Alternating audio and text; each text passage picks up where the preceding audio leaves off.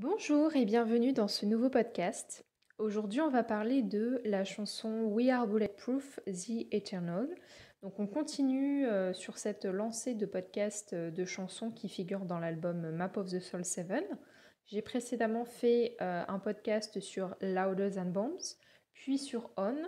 Et là, on clôture un peu avec We Are Bulletproof, The Eternal, parce qu'il n'y a pas beaucoup de chansons du groupe dans Map of the Soul 7, pardon, parce qu'il contient essentiellement des solos. Je ne compte pas la partie où les chansons étaient déjà présentes dans Map of the Soul Persona, mais dans les nouvelles chansons de Map of the Soul 7, voilà, il y a beaucoup de solos.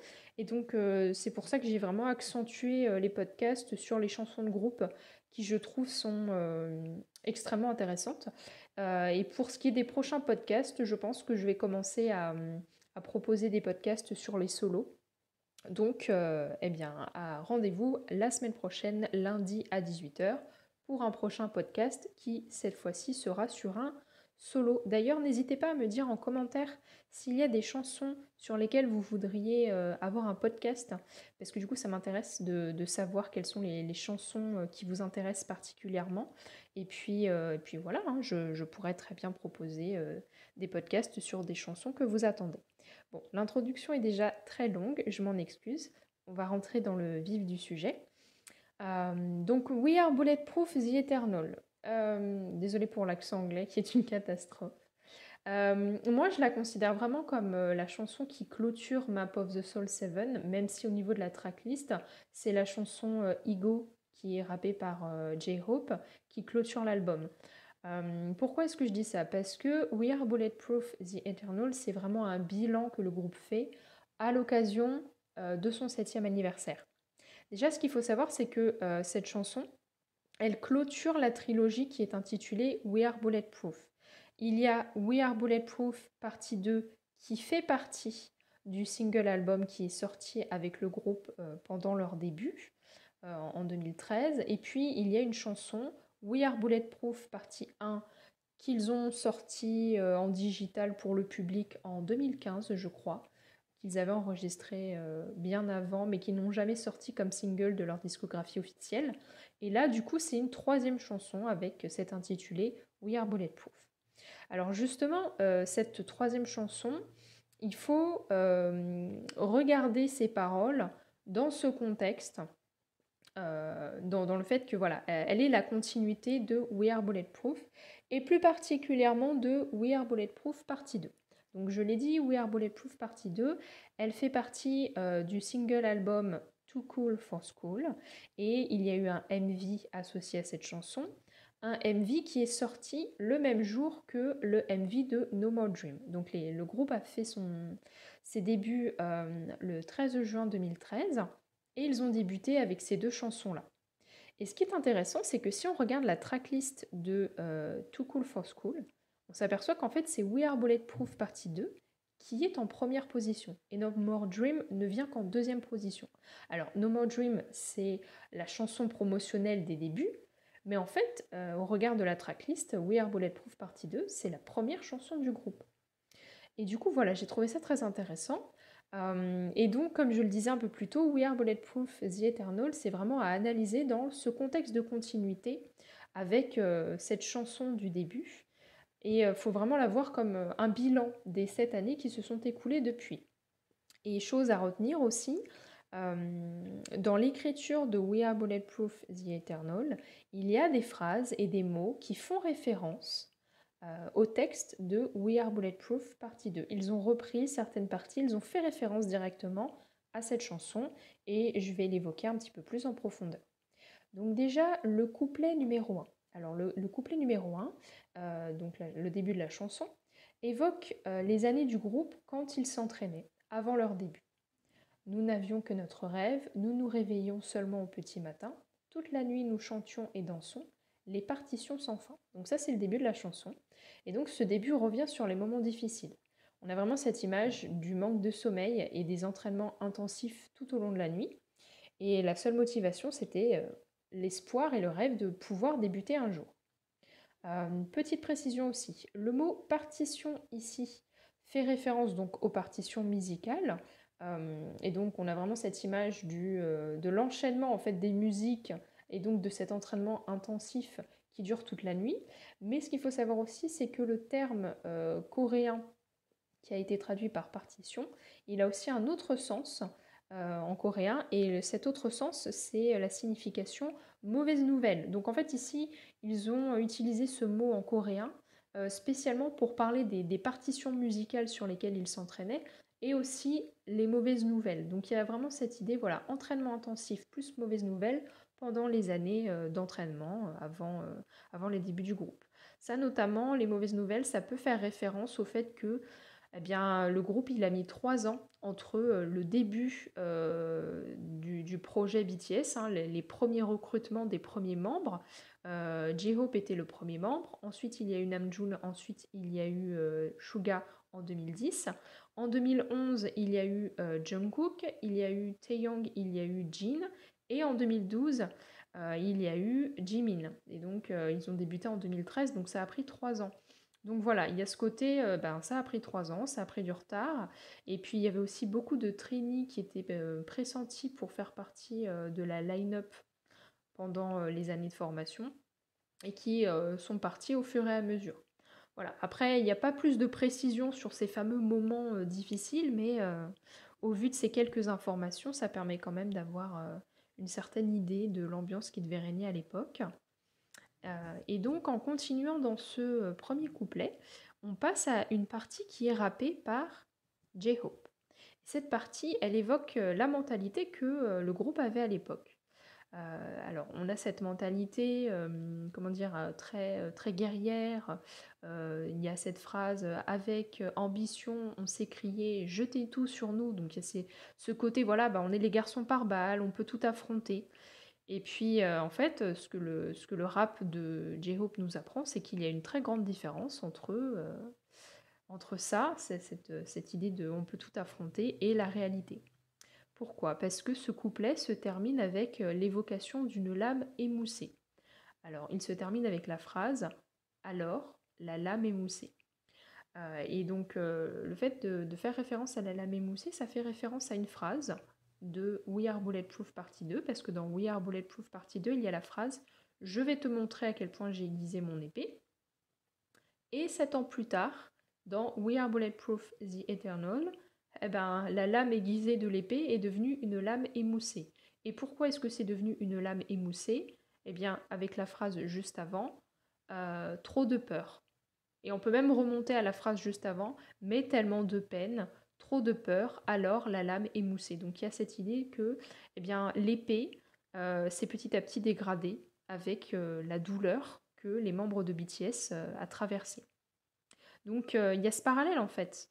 Le début où ils sont prêts à en découdre avec le monde, et puis au final, quand ils font le bilan, ils étaient vraiment pas prêts pour ce qui les attendait. Et puis voilà, cette lame émoussée, elle est devenue moins tranchante, hein. Une lame émoussée, ça ne peut pas faire grand-chose. Et il y a du coup cette idée que leurs espérances ont été trompées. Ils n'étaient pas si préparés que ça, ils n'étaient pas si pare-balles que ça. Et le fait que cette partie soit rappée par J-Hope, c'est très intéressant parce que c'est complètement en contradiction avec le côté sunshine, joie, positive attitude qu'il a au sein du groupe, puisque c'est un couplet qui fait paraître un état de souffrance. Et donc ici, il exprime les moments difficiles. Et je trouve que c'est particulièrement percutant le fait que ce soit lui qui évoque ça, parce que c'est vrai que dans les parties rappées euh, qui lui sont attribuées, puisque c'est lui qui les écrit, c'est assez rare. Euh, de manière générale, il n'aborde pas des sujets sombres, pas à ce point-là en tout cas. C'est vrai que par rapport à l'écriture de RM ou de Suga, lui, il a une écriture qui est quand même plus légère. Donc là, elle est beaucoup plus lourde et elle est en début de chanson, donc ça renforce son impact. Et puis ensuite, on va passer au pré-refrain.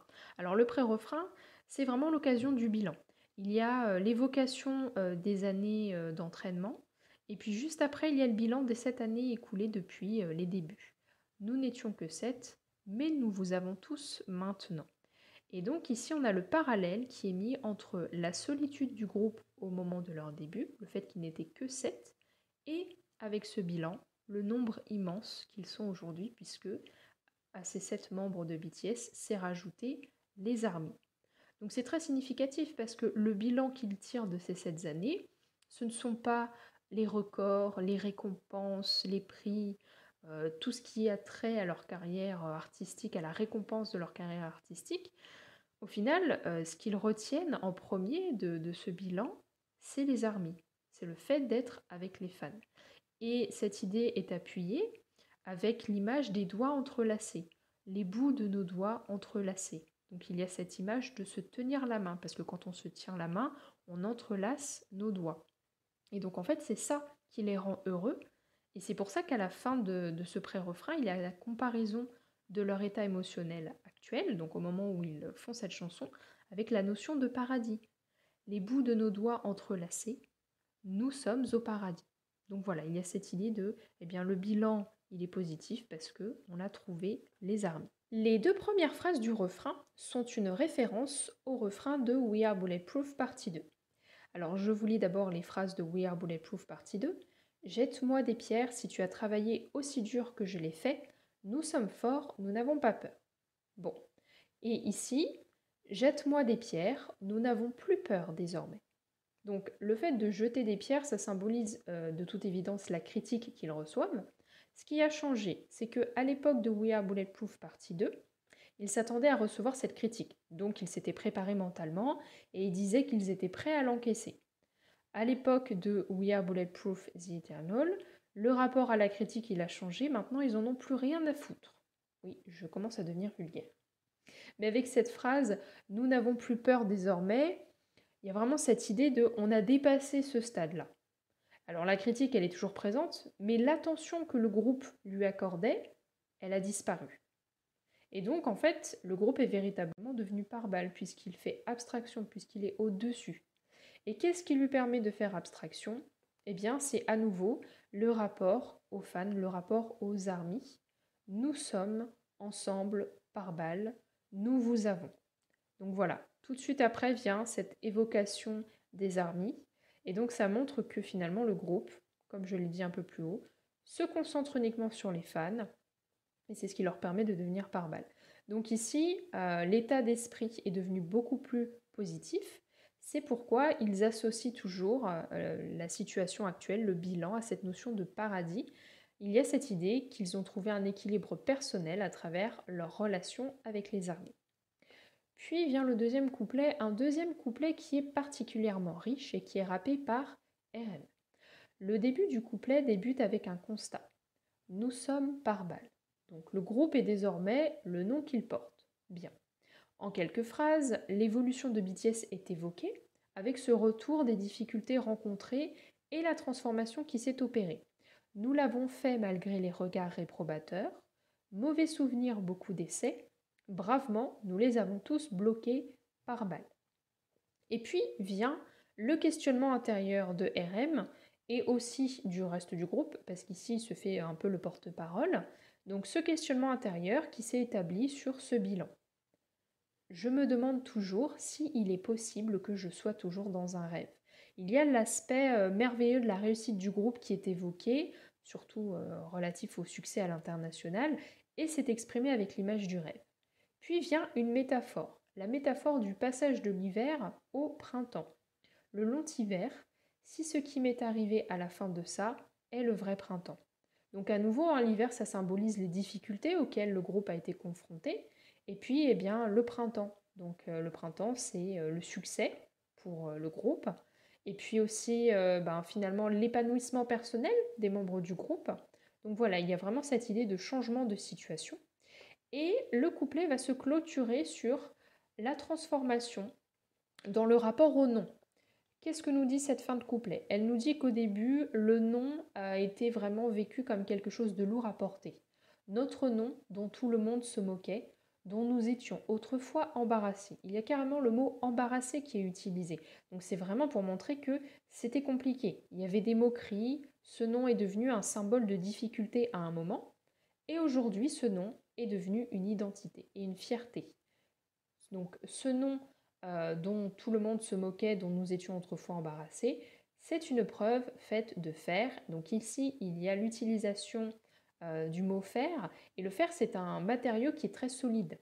Donc il y a cette idée de force avec le nom, puisqu'on associe le nom avec le fer. Et enfin, le couplet se termine avec la revendication par balle. Voilà, on est devenu par balle, maintenant c'est notre fierté, on la porte, et puis c'est devenu solide. On n'a plus honte de ce nom. Donc on a un couplet qui est ici court mais extrêmement riche, puisqu'il contient d'abord cette idée de transformation du groupe qui devient par balle, donc qui devient son nom. Ensuite, on a cette idée de changement de situation avec la métaphore du passage de l'hiver au printemps. Et enfin, on a une troisième idée, le rapport au nom qui a évolué, donc l'acceptation du nom. Et tout ça, eh bien, tout ça, ça symbolise l'évolution, le bilan du groupe, et c'est ce qui a contribué au fait que le groupe, il est devenu par balle. On termine cette chanson avec le dernier couplet. Donc le dernier couplet, il fait référence au mouvement Speak Yourself qui a été lancé par le groupe lors de leur discours à l'ONU en septembre 2018, puisqu'on a cette phrase « Dis-moi toute ton histoire ». Donc avec cette idée de, eh bien, on a envie d'inciter les gens à parler, à communiquer, à échanger sur qui ils sont. Là, depuis 2018, le groupe est clairement dans une dynamique où il commence à, à se poser des questions encore plus profondément sur leurs fans. Ils veulent apprendre à connaître les fans et c'est symbolisé par les deux phrases suivantes. Dis-moi pourquoi tu n'arrêtes pas ça. Dis-moi pourquoi tu marches encore. Avec l'explosion internationale du groupe, de plus en plus de questions autour des armées ont émergé à travers les interviews qu'ils ont données ou à travers cette chanson notamment. Pourquoi un tel engouement? Pourquoi beaucoup de temps, d'amour, d'énergie dépensés à leur égard? Ce qui revient souvent, c'est qu'est-ce qu'on a d'extraordinaire finalement pour qu'il y ait des millions de personnes qui nous suivent sur les réseaux sociaux? Pourquoi un tel engouement, un tel engagement? Donc voilà, ça vient clôturer la nouvelle psychologie du groupe, j'ai envie de dire, le fait de se tourner sur le lien, sur la relation avec les fans, en se posant des questions qui n'auront finalement jamais de réponse, puisque c'est des réponses qui sont un peu propres à chacun. Et donc les dernières phrases de cette chanson se clôturent avec l'évocation du lien entre BTS et leurs armies. Nous vous avons maintenant, nous ne sommes pas 7 avec vous. Et c'est finalement le bilan. BTS plus les armies, c'est ça le bilan de ces 7 années. Donc en conclusion, eh bien si on fait le parallèle avec We Are Bulletproof partie 2. We Are Bulletproof partie 2, c'est une chanson qui est très énergique, un peu agressive à certains instants, parce que c'est une chanson de la jeunesse, j'ai envie de dire. C'est 7 jeunes hommes qui viennent de débuter, donc qui veulent prouver au monde de quoi ils sont capables. Et puis 7 ans plus tard, on a cette chanson, We Are Bulletproof The Eternal, qui est une chanson très douce, presque mélancolique aussi, très très très chargée en émotions. Moi personnellement, j'ai du mal à l'écouter parce que je trouve que c'est très chargé en émotions. Pourquoi? Parce qu'elle porte la voix plus de cet jeune homme, mais de cet homme qui ont découvert la face sombre du monde, qui ont traversé des épreuves. Et donc pour moi, We Are Bulletproof The Eternal, c'est une chanson de la maturité. Et c'est pour ça que c'est un excellent bilan finalement de ces 7 années écoulées. Donc une chanson bilan qui intervient lors de la 7e année, sachant que la 7e année, c'est une année très particulière pour un groupe de K-pop, puisque c'est généralement l'année où le groupe se sépare, puisque les agences de K-pop signent des contrats avec les groupes qui durent 7 ans. Donc voilà, on a cette chanson qui intervient lors de cette 7e année, et donc qui se termine sur une note positive, puisque en 2019, BTS a annoncé qu'ils avaient signé un nouveau contrat de 7 ans avec leur agence. Donc le disband, c'est pas pour tout de suite, hein. Donc finalement, cette chanson bilan, elle se termine par une note positive. Donc pas d'annonce de séparation à l'horizon, mais plutôt une déclaration d'amour aux fans. Voilà, donc c'est tout ce que j'avais à dire sur cette chanson. Je crois que j'ai encore beaucoup parlé, je m'excuse, mais il y a tellement de choses à dire. N'hésitez pas à me dire dans les commentaires ce que vous en avez pensé, parce que ça m'intéresse d'avoir votre retour sur ce que j'ai pu dire et aussi sur ce que vous pensez de la chanson. Est-ce que vous l'écoutez régulièrement ou est-ce que comme moi vous avez du mal à l'écouter parce qu'elle est assez lourde? Si ça vous a plu, je vous invite à mettre un petit pouce en l'air et à vous abonner si ce n'est pas déjà fait. Et je vous dis eh bien à lundi prochain à 18 h pour un nouveau podcast.